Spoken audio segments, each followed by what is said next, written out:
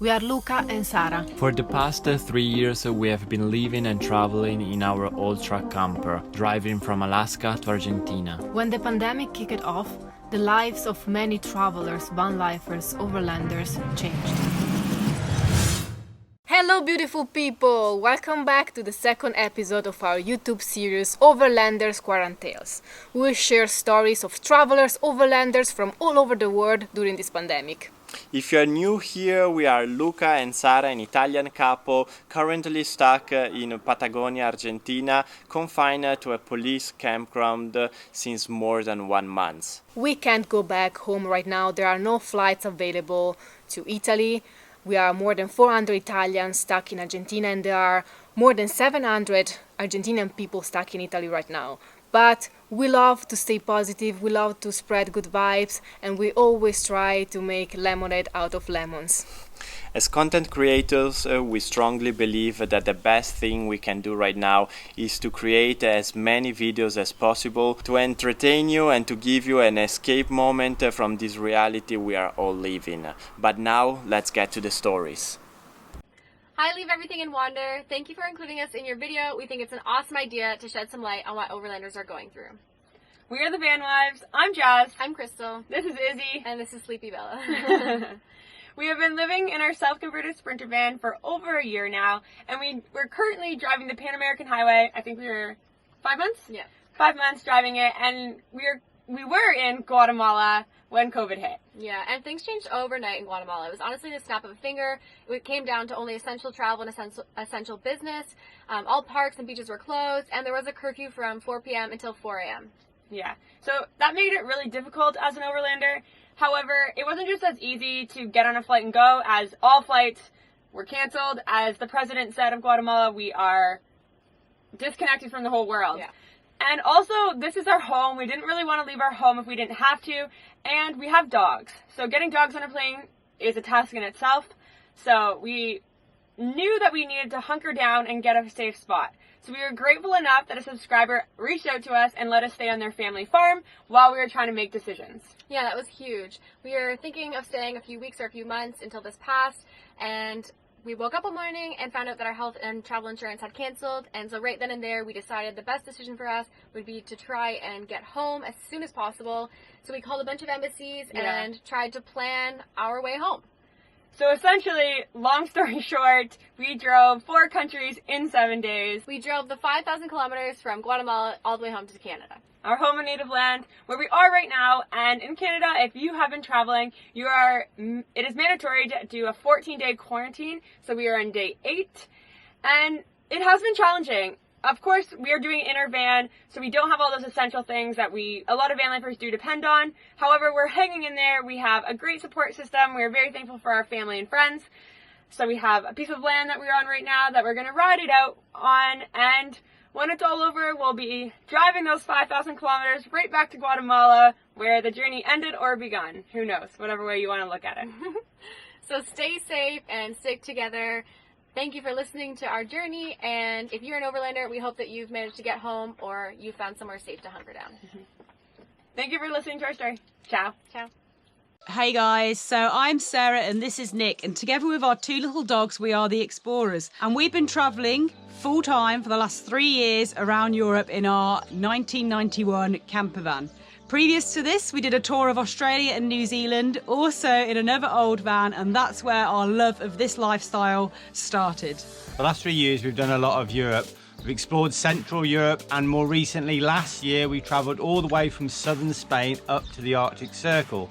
And our plans for the future over the next few years was to see the rest of Europe and then maybe drive across the world. But plans have changed. Yes, plans have changed. So we've been in a strict lockdown here in Spain for the last month. Luckily, when the virus really kicked off, we were only in Portugal, and we do have a small house to stay in here in Andalusia, Spain. So we are now currently on the roof of our house, living in a tent. The reason for that is because having been full-time van travelling, and as our van is quite small, we did spend a lot of time outside. So we're into our 5th week of lockdown, and we started to go a bit crazy. Cooped up in a small house, so we decided to move on to the roof. Yeah, here in Spain, it's very strict. We can't actually go out and get exercise. We can't go out together. So it is really, really hard to go from complete freedom of the van life to being locked up in a house. So being in our tent now kind of gives us a sense of kind of being back out in the nature again. It's crazy though, you take things for granted and you never know what's going to happen in the future. No one predicted this. And we haven't even seen our van for the last month because we can't walk to the other end of the village. The dogs, poor dogs, they can only go out for short walks within 50 metres from the house. So it's quite strict here. Yeah. So we are kind of worried about the future and what this virus is going to do to van life. And are we going to get the freedom that we had before to just drive and be wherever we want to be?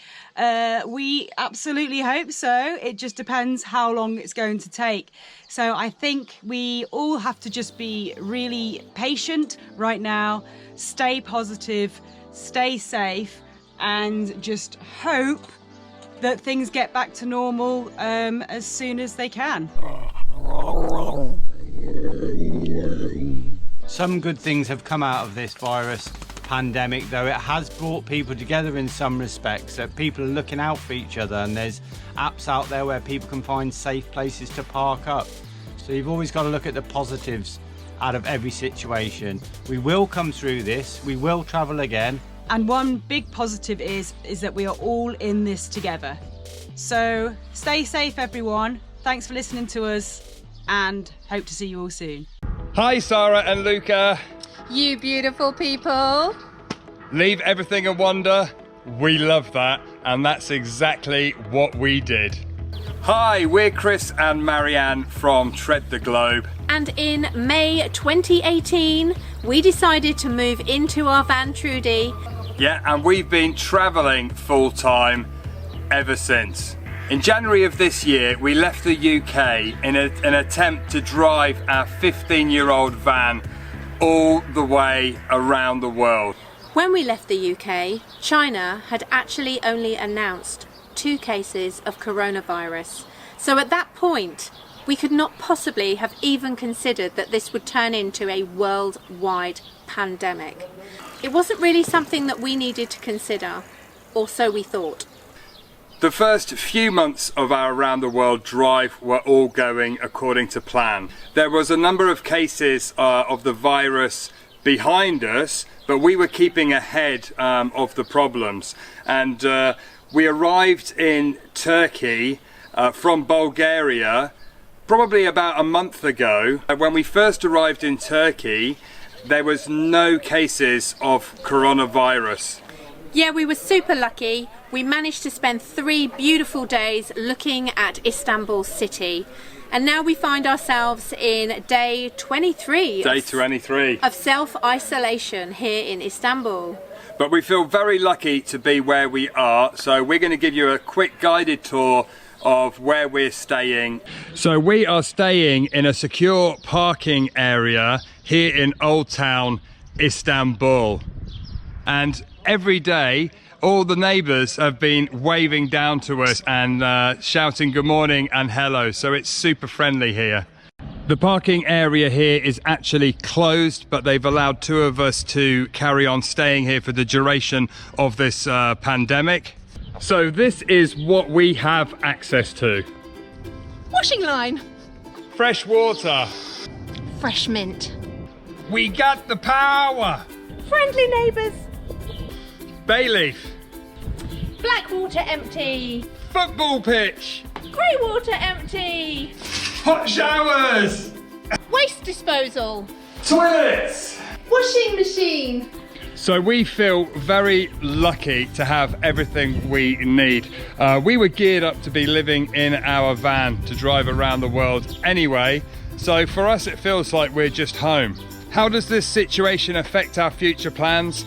Well, nobody actually knows how long the situation will go on for.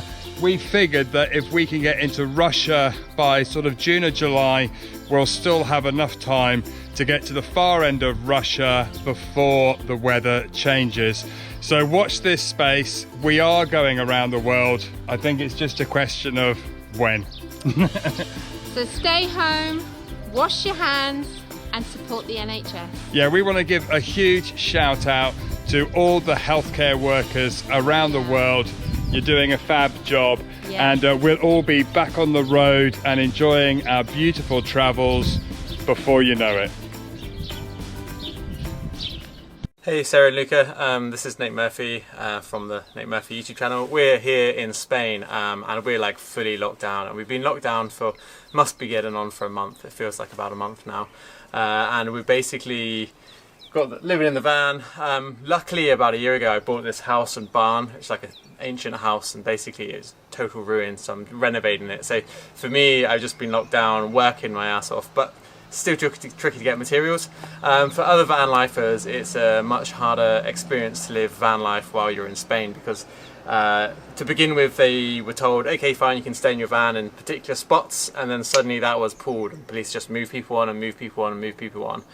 We had a bunch of van life people who were staying here, but then the police shut it down even on private land, so they're really fussy about it. And the problem is for like the police, they just assume people who live in their van just can't be bothered to stop their holiday, not necessarily that they don't have a home to go to. And the reality is the broader society will not understand van life, because most people can't imagine that you would move into your van and not have a home as well.